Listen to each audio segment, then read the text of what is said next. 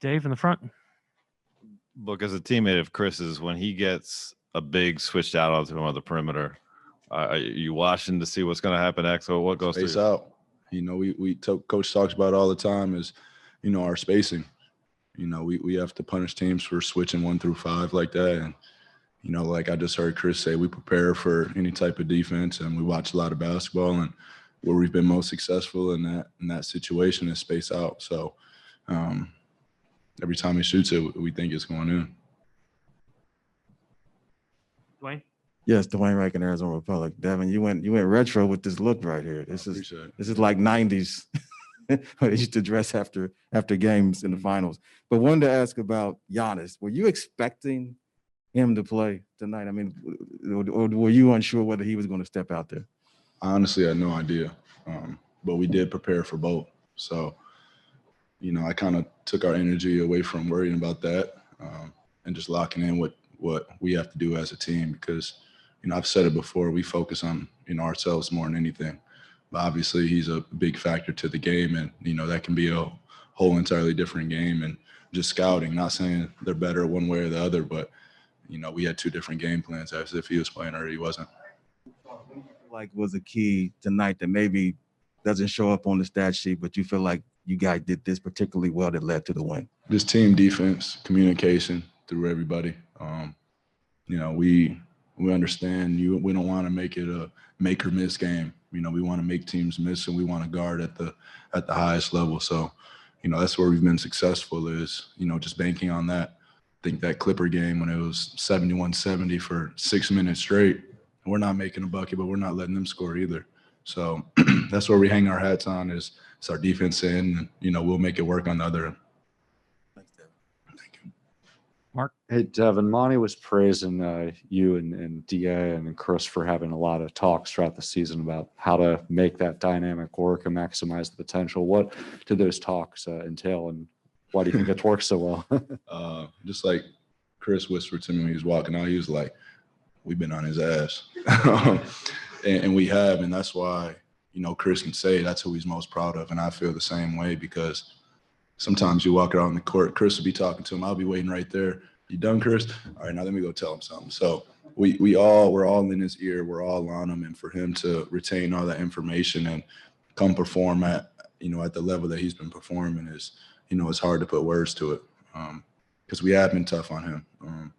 And, he has went through his phases in his NBA career, but since this playoffs have started, you've seen his maturity and his growth, grow to a whole nother level. And, he's continuing to get better, and his willingness to learn, now instead of me coming up to him, he might come to me and be like, what should I do when this happens? So just little things like that, man.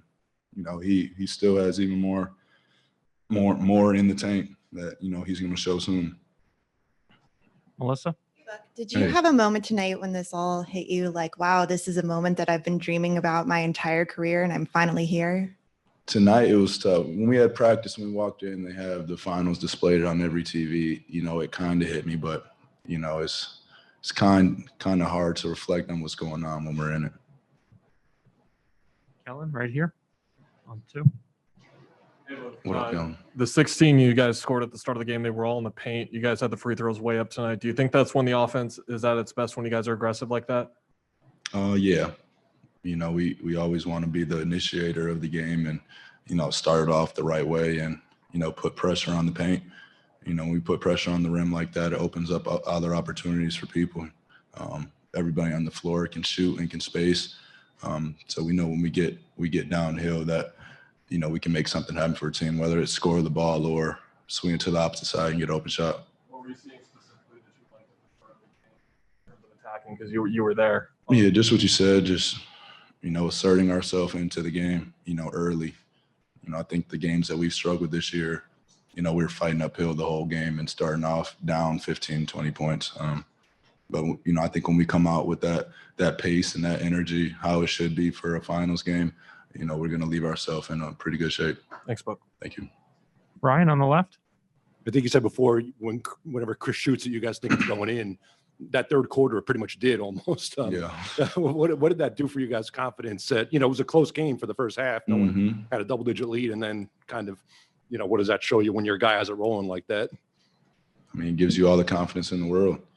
Like I said, we hang our hat on the defense end, and, you know, anything that we're getting offensively is a plus. You know, that's how we try to look at things as this team. So, you know, just guarding, and, you know, when we can give it to Chris like that and let him isolation any team that is trying to switch 1 through 5, you know, we're in good shape. Palmer, do you on Zoom? Next is going to be Jovan Buha with The Athletic. Hey, Book. I wanted to ask you about Mikhail's performance tonight and his defense on Chris Middleton, and then also offensively him getting out in transition. Yeah, I mean, he had the toughest assignment tonight in guarding Chris, especially the way Chris had it rolling. But, you know, we've been stressing to him all the time, just make it hard on him. You know, he's going to make tough shots, but just always being in the right place. And, you know, when he's out in transition, playing with his length and his speed, you know, he's a tough coverage. You know, so if guys want to, you know, sleep on him or whatever you want to call it, you know, he can make you pay. And teams are going to understand, you know, that's not the guy to leave open, or that's not the guy to leave in transition, because he will make you pay. Next is Kirsten Susel with 12 News. Hey, Buck, going off that question of just kind of being able to recognize the moment of being at the finals, at this point, do you still ever get butterflies or get anxious, anything like that? And were you dealing with any of it when on your way to the arena or going through warm-ups? I just get really excited. That's pretty much it. You know, us as a team and, you know, trusting everybody in this locker room, from coaching staff, the training staff, all the way down to the players. You know, it's kind of hard to get butterflies because you understand your brother has your back. You know, it takes a lot of pressure off you when you know, good or bad, that you're going to be in the game, you're going to be competing to win.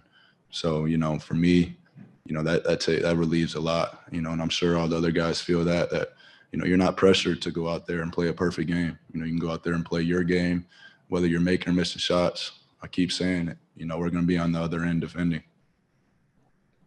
Next up is Mark Schwartz with ESPN. Look, as we've talked about, Chris is 36 years old. We know he's going to the Hall of Fame, but, you know, when they induct him, they're going to talk about his leadership. They're going to talk about his playmaking. But now they're going to have to talk about the 73 points he scored in the last 2 games. I mean, this guy is now a bucket too. Chris Paul's he's been a bucket, man. I mean, he obviously, you know, he gets his team involved. He is the greatest leader, you know, to play this game, but he's been a bucket for a very long time. And, you know, in my 6 years of playing against him, or 5 years of playing against him, you understand that, you know, there's no scouting report that says Chris Paul can't get a bucket. We'll take final 2 questions here, Malika and Ramona. Hey, Book. I'm just wondering, Jay Crowder, he doesn't score until late, but he's the only guy here on either team who'd had playoff or finals rather experience coming in. Could you feel that at all, his impact being a little bit different than any other guy who hadn't been there? Just the leadership, you know, you understand he's been there before. Our whole team understands he was just there last year, you know, so we bank on him for that gritness, that toughness.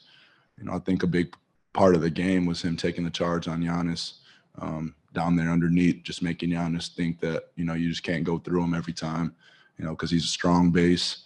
I mean, his shot didn't fall tonight, but as history speaks, we know it will and it can. But he impacts the game in so many different other ways. And whether he's making a shot, whether he's playing good defense, he's always communicating with our team and talking to guys and giving any type of pointers and being honest with them. You know, I always talk about honesty with our team, and, you know, when somebody's slacking, just letting them know. And even if it's aggressive, we have a team that, you know, can relay that information and don't take it personal. And, you know, Jay's one of them guys that, you know, if you're slipping up, he's going to get on you. Hey, Book. Mark, Ramona Shelburne with ESPN.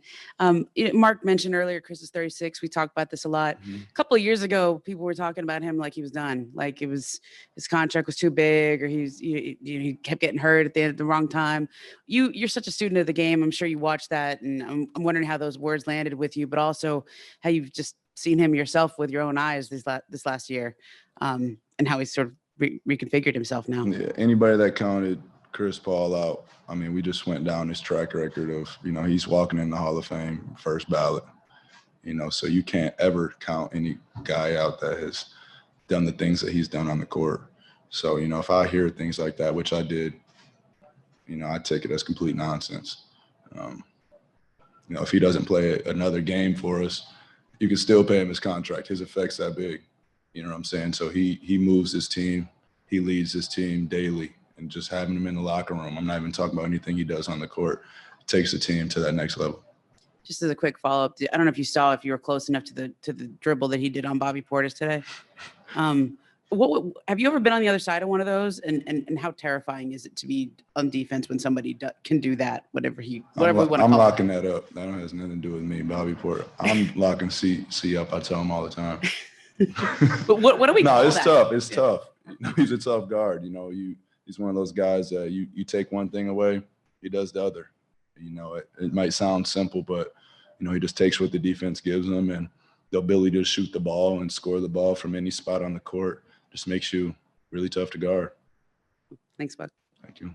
All right. Thank you. Appreciate y'all. This is it for